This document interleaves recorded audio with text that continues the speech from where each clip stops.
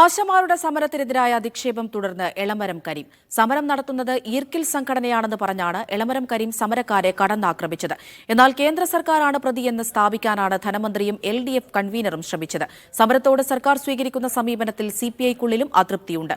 അതിനിടെ സമരക്കാർക്ക് പോലീസ് വീണ്ടും നോട്ടീസ് നൽകി.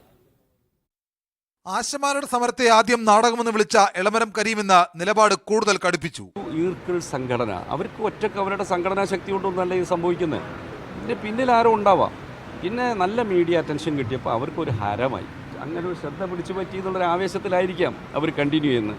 സമരത്തെ മുൻനിർത്തി സർക്കാരിനും തൊഴിലാളി സംഘടനയ്ക്കുമെതിരെ തെറ്റായ പ്രചരണം നടത്തുന്നുവെന്നാണ് LDF കൺവീനറുടെ പരിഭവം. പ്രശ്നങ്ങൾ വസ്തുനിഷ്ഠമായി പരിശോധിക്കണം. ഇവിടെ ആശാ വർക്കർമാരുടെ പ്രശ്നങ്ങൾക്ക് കേന്ദ്രതലത്തിൽ പരിഹാരമുണ്ടാക്കുന്നതിന് വേണ്ടിയുള്ള ശ്രമത്തിന്റെ ഭാഗമായി ആശാ വർക്കേഴ്സ് ഫെഡറേഷൻ കേരളത്തിൽ തുടർന്നുള്ള നാളുകളിൽ പ്രക്ഷോഭ സമരങ്ങൾ കേന്ദ്ര ഗവൺമെന്റ് ഓഫീസിന് മുമ്പിലേക്ക് നടത്തുന്നതിന് വേണ്ടി തീരുമാനിച്ചിട്ടുണ്ട്. കേന്ദ്ര സർക്കാരിനെ പഴിചാരുന്ന ധനമന്ത്രിയാവട്ടെ അധിക്ഷേപ പരാമർശങ്ങൾ അംഗീകരിക്കുന്നില്ല. ആരും അധിക്ഷേപിച്ചിട്ടില്ലല്ലോ.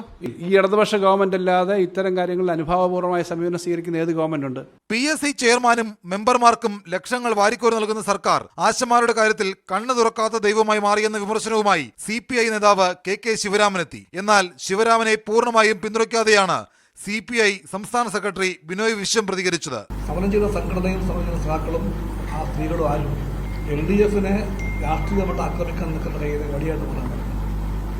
ആ സമരം ന്യായമായ പരിഹാരം ആവശ്യപ്പെടുന്നതാണ്.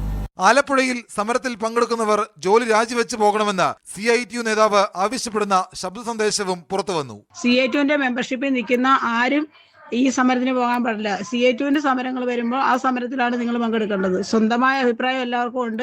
ആ അഭിപ്രായത്തോടാണ് യോജിക്കേണ്ടത്. അതുകൊണ്ടാണ് ഞാൻ എടുത്തു പറഞ്ഞത് CITUവിന്റെ മെമ്പർഷിപ്പാണ് എല്ലാവർക്കും ഉള്ളത്. അന്യായമായി സംഘം ചേർന്നുവെന്ന് കാട്ടിയാണ് സമരക്കാർക്ക് പോലീസ് വീണ്ടും നോട്ടീസ് നൽകിയത്. Doctor KG Tara, doctor MB Mathai, Joseph C Mathew എന്നിവർക്കും പോലീസ് നോട്ടീസ് അയച്ചു. മീഡിയ 1 തിരുവനന്തപുരം.